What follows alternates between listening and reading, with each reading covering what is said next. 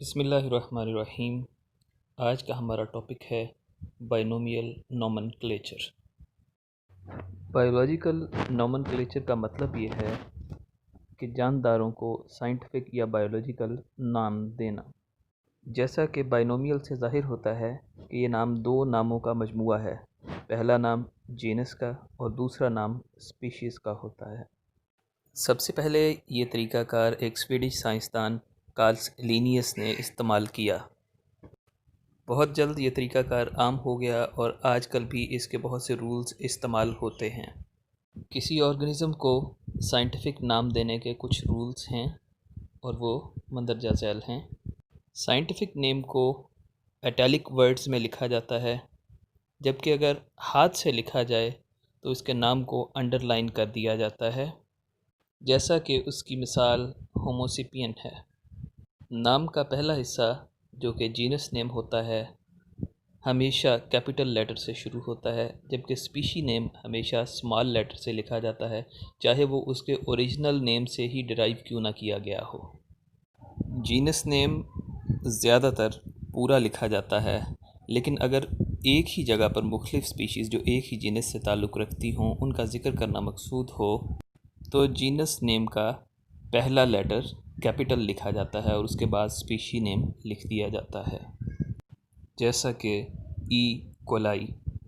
جیسا کہ ہم پہلے بھی پڑھ چکے ہیں کہ پریونز صرف پروٹینز پر مشتمل ہوتے ہیں، جبکہ وائرائڈز RNA پر مشتمل ہوتے ہیں اور یہ مختلف پودوں میں بیماریاں پھیلانے کا باعث بنتے ہیں۔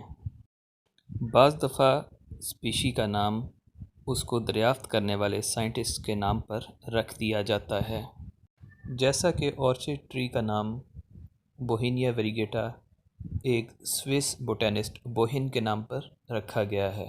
بوہینیا ویریگیٹا ساؤتھ ایسٹ ایشیا میں پایا جانے والا ایک آرائشی پودا ہے۔ کچھ اسپیشیز کے کامن نام اور سائنٹیفک نیم یہ ہیں۔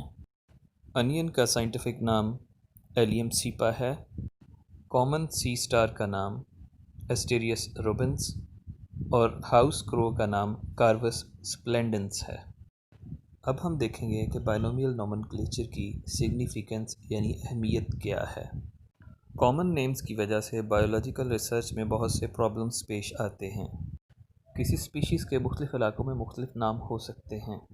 مثلاً انین کو پاکستان میں پیاز کہتے ہیں اور پاکستان کے دوسرے علاقوں میں اس کے مزید نام بھی موجود ہیں، جیسے پنجابی میں اس کے گنڈا کہتے ہیں، کچھ علاقوں میں بصل یا وصل کہا جاتا ہے۔ اسی طرح دوسرے ممالک میں اس کے اور نام بھی ہوں گے، لیکن اس کا سائنٹیفک نام پوری دنیا میں ایلیم سیپا ہے۔ بعض دفعہ ایک ہی کامن نیم دو مختلف آرگنزمز کے لیے استعمال ہوتا ہے، جیسا کہ بلیک برڈ ہاؤس کرو کے لیے بھی استعمال ہوتا ہے اور ریون کے لیے بھی استعمال ہوتا ہے۔ کامن نیم کی کوئی سائنٹیفک بیسس نہیں ہوتی۔ مثال کے طور پر فش ایک ورٹیبریٹ اینیمل ہے جس کے فنز اور گلز ہوتے ہیں، لیکن کچھ کامن نیم جیسا کہ سلور فش، کرے فش، جیلی فش اور سٹار فش ہیں، یہ فش کی سائنٹیفک ڈیفینیشن پر پورے نہیں اترتے۔ اس کی اہمیت کا اندازہ اس بات سے لگایا جا سکتا ہے کہ پوری دنیا میں کسی بھی جاندار کو پہچاننے کے لیے صرف دو لفظوں پر مشتمل اس کا سائنٹیفک نیم یاد کرنا پڑتا ہے۔ اس طرح ہم بہت سی مشکلات اور ٹرانسلیشن سے بچ جاتے ہیں۔ پچھلی صدی کے دوران بائیو ڈائیورسٹی میں بہت زیادہ تبدیلیاں دیکھنے میں آئی ہیں اور اس پر انسانی اثرات بے شمار ہیں۔ اس کی وجہ سے اسپیشیز اور ایکو سسٹمز کو بہت زیادہ خطرات لاحق ہیں۔ اگر ایک اسپیشیز کسی ایکو سسٹم میں زندہ نہ رہے تو ہم کہہ سکتے ہیں کہ یہ ایکسٹنکٹ ہو چکی ہے۔ بایولوجسٹ بار بار اس بات پر زور دے رہے ہیں کہ اگر اسپیشیز اور ایکو سسٹم کا ڈیکے اسی طرح جاری رہا تو ہمارا تمام ایکو سسٹم تباہ ہو جائے گا۔ پاکستان میں پودوں اور جانوروں کی بہت سی اسپیشیز ایکسٹنکٹ ہو چکی ہیں، جن میں لائن، ٹائیگر، ایشیائی چیتا یا انڈین جنگلی گدھا، ون آرڈ انڈین رائنوسور اور ہرن کی بہت سی اقسام ایکسٹنکٹ ہو چکی ہیں۔ آج سے تقریباً 10,000 سال پہلے دنیا پر صرف 5 ملین لوگوں کی آبادی تھی، لیکن جیسے جیسے زراعت اور انڈسٹری کی سہولیات بڑھتی گئیں تو انسانی آبادی میں تیزی سے اضافہ ہوتا گیا اور یہ آبادی 600 ملین تک پہنچ گئی۔